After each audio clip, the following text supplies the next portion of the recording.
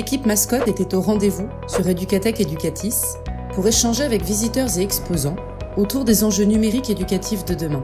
L'occasion pour Mascotte et EduMalin de présenter au ministre Jean-Michel Blanquer leur projet commun en faveur de la lutte contre le décrochage scolaire. Une présentation des usages de Tactiléo s'est déroulée sur le stand Région Grand Est avec l'Académie de Nancy-Metz. Des enseignants ont témoigné de l'efficacité de la plateforme et des collections de ressources mascottes dans l'amélioration des apprentissages. Je suis professeure de SVT, j'utilise la banque de ressources mascottes avec mes élèves depuis plusieurs années. C'est pour moi une banque qui est très riche puisque les vidéos sont tout à fait adaptées au programme scolaire. Elles sont ludiques et correspondent tout à fait aux attentes des professeurs et permettent aux élèves de comprendre les notions attendues.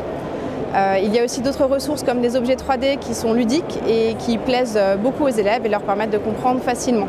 Mascotte et son exerciceur permet de savoir exactement ce que font les élèves, la durée passée sur les exercices, ainsi que les exercices qu'ils ont réussi ou qu'ils n'ont pas réussi. Donc on a un suivi très précis de ce qui est maîtrisé ou pas par l'élève. Moi j'utilise Mascotte essentiellement pour la différenciation pédagogique que cela peut apporter. Effectivement, on peut paramétrer le comportement en fait, du module en fonction du résultat de l'élève. Ça va le permettre de l'orienter vers des questions plus faciles ou plus compliquées en fonction de sa réussite pour arriver à la fin à une même conclusion, un même but. Mais comme ça, les élèves en difficulté ont ce qu'il leur faut de facile. Les élèves qui sont un peu plus forts peuvent aller un petit peu plus loin. Une autre façon de différencier qui est très facile, c'est leur possibilité d'ajouter des indices qui peuvent apparaître soit au niveau d'un temps donné, soit en cas d'échec à la réponse. Ça peut être une définition, ça peut être une vidéo même à l'intérieur de l'indice, enfin, c'est très complet. Donc c'est un mode de différenciation qui est vraiment très utile.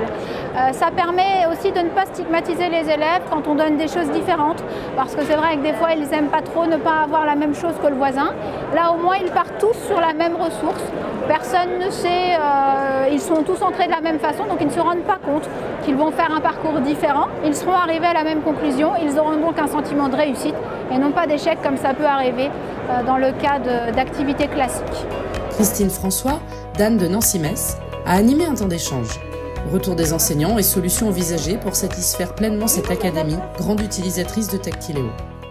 Ce dont on peut témoigner, c'est qu'on est l'académie la plus utilisatrice des VRNE. Quand il y avait mise à disposition par le national des VRNE, on est la plus utilisatrice en France de façon extrêmement significative.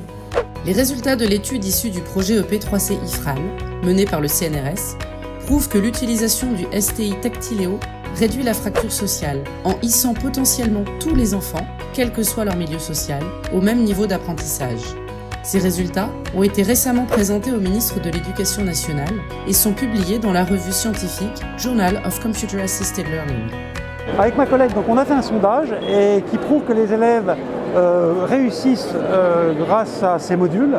Ils arrivent à travailler à leur rythme, le support leur plaît et ça leur permet aussi d'approfondir leurs connaissances et de bien comprendre leurs cours. Ces modules mascottes nous ont permis aussi d'assurer la continuité pédagogique pendant le confinement et il s'avère qu'on a des petites anecdotes assez marrantes, notamment celle d'un parent qui demandait à son enfant de l'attendre avant de faire les modules parce que lui-même voulait il était habitué à ces modules et il voulait absolument ne rien louper de ces modules.